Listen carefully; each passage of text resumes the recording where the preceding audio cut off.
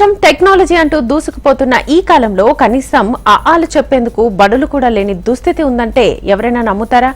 కానీ ఆ పల్లెలను చూస్తే నమ్మక తప్పదు. పిల్లలకు ఓనమాలు దిద్దించాలన్నా పాఠాలు చెప్పాలన్నా అక్కడ చెట్లే దిక్కు. ఇంతటి దుర్భర పరిస్థితుల్లో సాగుతున్న నీడలేని చదువులు ఎక్కడా అని అనుకుంటున్నారా? Watch the story.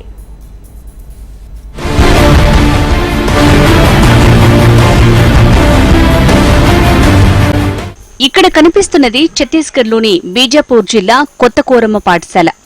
ఇక్కడ విద్యార్థులకు పాఠాలు చెప్పే ఉపాధ్యాయులకు చెట్లే బడి. ఎన్ని ఇబ్బందులు ఎదురైనా పాఠశాలకు వెళ్లే పిల్లలున్నారు. కానీ వారికి చదువు చెప్పేందుకు నీడలేరు. ఇటీవలే ఛత్తీస్గఢ్ రాష్ట్రంలో సెలవుల తర్వాత పాఠశాలలు తెరుచుకున్నాయి. దాదాపు 295 పాఠశాలలు పునఃప్రారంభం కాగానే అన్ని చోట్ల షెడ్లు నిర్మించేందుకు ప్రణాళిక రూపొందించింది రాష్ట్ర ప్రభుత్వం. కానీ జిల్లా అధికారుల అలసత్వం, నిర్లక్ష్యం కారణంగా పెద్ద కోరమ, ముంగ గ్రామాల్లో షెడ్ల నిర్మాణం చేపట్టలేదు.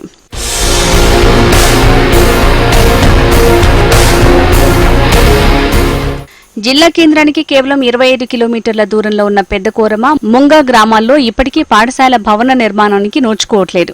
పాఠశాలలు తెరిచి దాదాపు 15 రోజులు గడిచినా వ్యవస్థలో ఎటువంటి మార్పు కనిపించలేదు. ముంగ, పెద్ద కోరమల్ల గ్రామ పంచాయతీల్లో 80 మంది విద్యార్థులుంటారు. ఆహ్లాదకరమైన వాతావరణంలో పాఠాలు నేర్చుకోవాల్సిన ఆ విద్యార్థులు కొన్ని సంవత్సరాలుగా చెట్ల కిందే చదువుకుంటున్నారు. భవనాలు లేకపోవడంతో వర్షాకాలం ప్రారంభమైతే స్కూళ్లు మూసుకోవాల్సిన పరిస్థితి.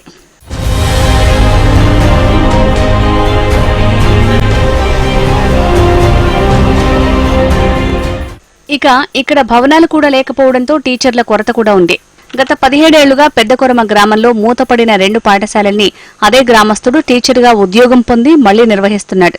2 ఏళ్ల క్రితం బదిలీపై తెలంగాణకు వెళ్లిన అతను తిరిగి బదిలీపై వచ్చి తన గ్రామంలోనే చదువు చెప్తున్నాడు.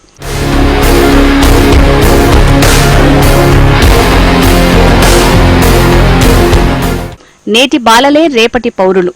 ఇది అధికారులు, పాలకులు ఎప్పుడూ చెప్పే మాట. కానీ పౌరులను తీర్చిదిద్దే బాధ్యత కలిగిన అదే అధికారులు, నేతలకు మాత్రం చెట్ల కింద చదువులు కనిపించకపోవడం బాధాకరం.